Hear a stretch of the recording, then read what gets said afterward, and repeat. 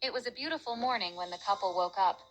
Jocelyn had a flight at 7:30, so they had to wake up early. James couldn't resist expressing his feelings about the year-long separation looming ahead. "Hey, Joss, isn't a whole year too long?" he said. "Jocelyn, busy. Why, honey? Can't wait to marry me.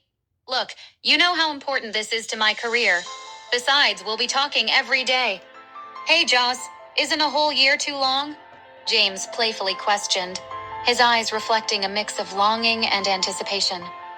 Jocelyn was busy with her preparations, met his gaze teasingly, and responded, "Why, honey? Can't you wait to marry me? Look, you know how important this is to my career. Besides, we'll be talking every day." James said calmly, "Okay, hurry up. I don't want you to miss your flight." Inside his heart, he was happy that he would have to enjoy his new life with Orga, the girl he'd been desperately wishing to have. The couple shared a warm breakfast before heading to the car, their laughter echoing in the morning air. James, taking on the role of chauffeur for this bittersweet journey, felt a twinge of excitement and sadness all at once. As they approached the car, James realized that he needed to reschedule a morning appointment with Nick. However, as he reached for his phone, confusion flickered across his face. "What? Has my phone died? But I just bought it," he wondered aloud. Jocelyn, noticing his bewilderment, revealed her secret from the previous night with a mischievous grin. "Honey, I forgot to tell you. I turned off my phones last night. I didn't want anything to disturb our night." Stunned by the unexpected revelation, James expressed his concern about personal boundaries. "Jocelyn, though you're my fiancé, you have no right over my phone without my permission. I hope this is the first and last time you did this." He powered on his phone, only to be bombarded with missed calls and a concerning voicemail from Nick. He tapped on the voicemail to open it. "This is Nick. The girls are missing. Call me when you see this." Hearing this, he panicked and told Jocelyn, "You see the fruits of your doing? There was an emergency at the company in the night. They couldn't find me. Now my driver is taking you to the airport. Mr. Norman, take Miss Cowell to the airport. I am heading to the company." Without waiting for anyone's response, he entered his car, took out his phone, and called Nick. "Hey, Nick. Tell me about the situation." "As for how it happened, you'll explain it to me later." He demanded answers. Nick was still in bed as he had been up all night rescuing the girls. He woke up and reported, "Boss, the situation is taken care of. The girls are in the hospital now. I just went home to freshen up." "Meet me at the office immediately," James said, without waiting for an excuse. He hung up the phone. Sitting in his office, his phone rang. It was a call from Jocelyn, who was heading to the airport. James took a deep breath, trying to contain his frustration. He couldn't believe that his phone being turned off by Jocelyn had led to such a chaotic situation. He couldn't shake off the feeling of responsibility for the safety of those girls, especially Orga. The call was tense, so Jocelyn sensed the gravity of the situation and decided to break the silence. "James, I'm sorry for what happened. I didn't mean for it to cause any trouble. I just wanted us to have an uninterrupted night together before I leave."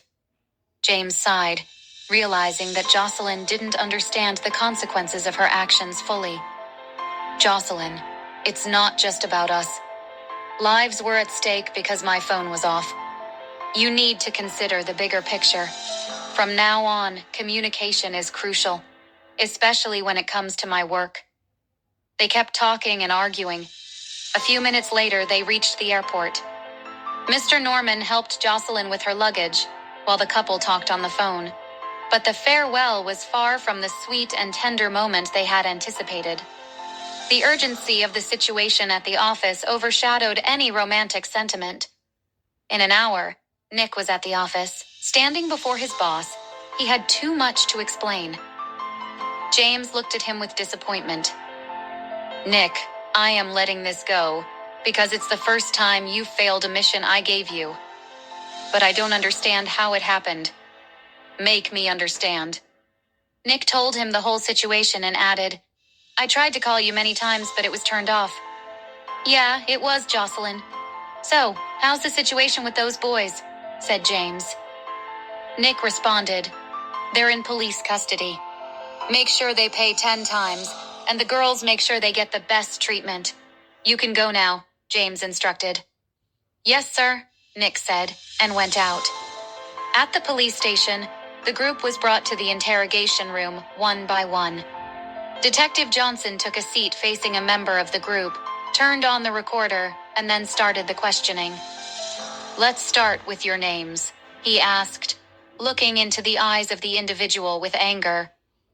The boy, trembling, responded, My name is Adrian, sir, the officer continued. You were found at the lodge where the girls were kidnapped.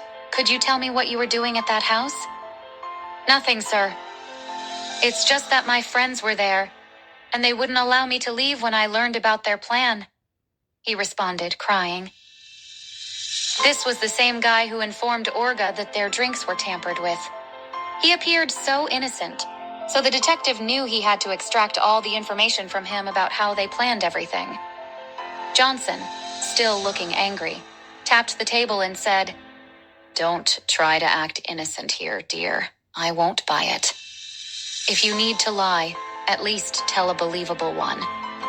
You were found at the crime scene, but you didn't intend to harm anyone. Please help me understand. Sir, please believe me. I told my friends to abandon their plans, but they wouldn't listen to me. After learning all of their plans, I acted as if I were going to the bathroom and informed the blonde girl that their drinks had been spiked by someone who wanted to harm them. Unfortunately, I was too late. They had already consumed the drinks. I went to report to security, but Andrew sensed that I intended to expose their plan and found me there before I could say anything to the security. Sir, you can ask that girl if you think I am lying.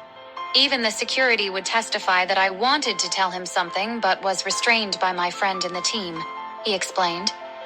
At that moment, Detective Johnson talked to himself. If what he was saying is true, then with him as an additional witness and the conclusive evidence against the group, he'll make sure they pay greatly for what they did. He looked at the boy before him and said, I am going to provide you with a generous offer, then you can go home. Anything, sir? He responded with curiosity. The detective answered, If you agree to testify against your friends, then I can let you go home, Johnson said, eagerly waiting for the boy's response. Sir, I will. They knew I didn't want to be there, but were dragged by force. Are those my friends? He responded. The detective instructed the guards to open the door so that the boy could go back, then turned to the boy. Good. Now you're going to your cell. Act as if nothing happened. If they ask about what you told me, say that you didn't say anything without a lawyer. This is for your safety.